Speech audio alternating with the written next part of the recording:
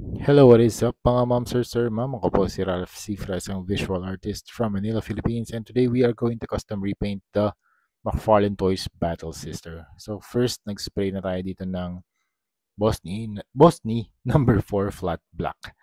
And then next step, we are going to use steel and gunmetal para sa dry brushing technique natin. So I'm using a larger brush.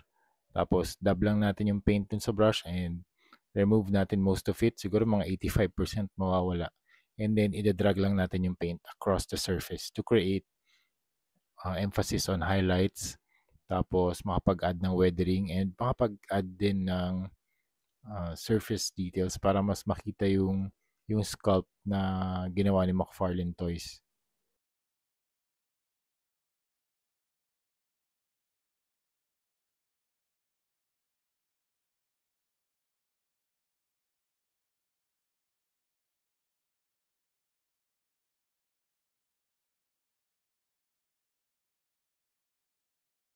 And then next step, we are going to use white para naman sa kanyang head armor so we can paint the base of the skull.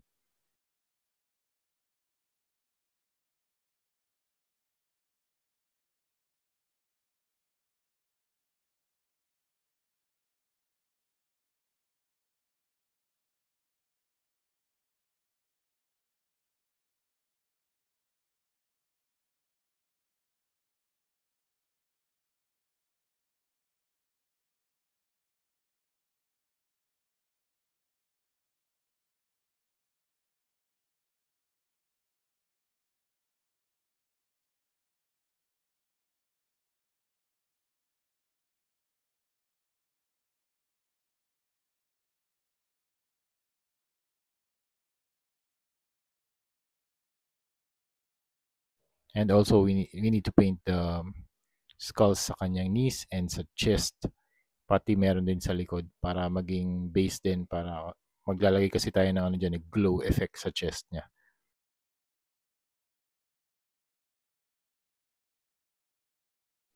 Alright, to apply the glow effect, we are going to use fluorescent green muna. And then after that, fluorescent yellow naman. So it's very important na ang base dito ay white kasi mas maganda yung mga glow effects kapag ang base natin ay color white. Kasi kapag black, i-absorb lang niya yung color.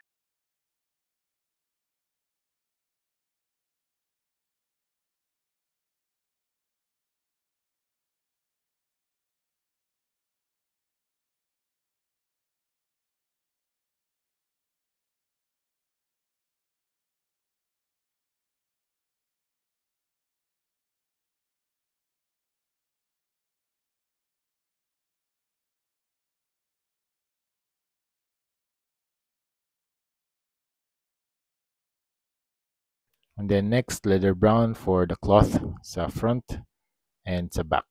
Tapos after nito, cargo brown yung ginamit ko for dry brushing para magkaroon ng extra layer of highlights.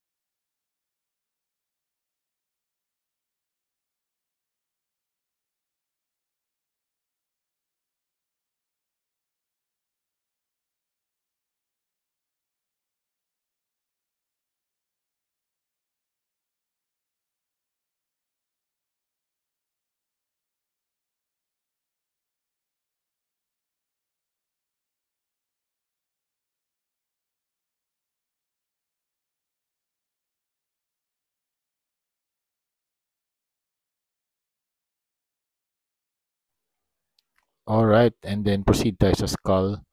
So, nag-cure na yung ating head armor. So, maglalagay lang tayo ng mga lines dun sa face.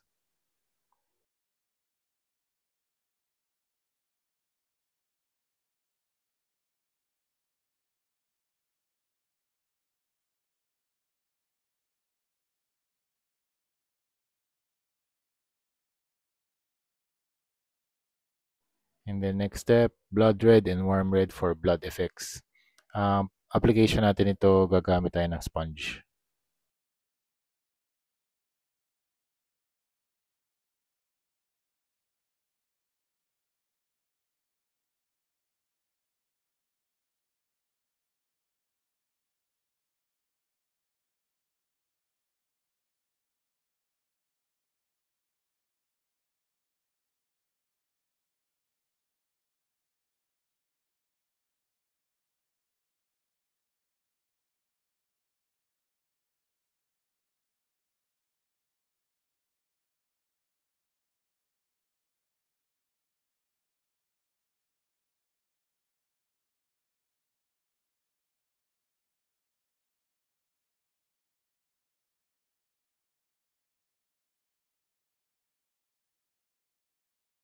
And there you have it.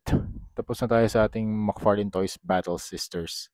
So we have 3 pieces. These are all for sale. So I will just post the prices very, very soon.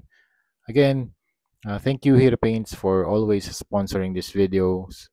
Marami pa tayong projects na gagawin together. I really love your paints. Sobrang ganda ng colorway. Ang daming range of paints na pagpipilian. Super, super nice. And again, thank you. Thank you, Hero Paints, for always supporting me, Ralph C. Fratoy Customs, for these kinds of projects.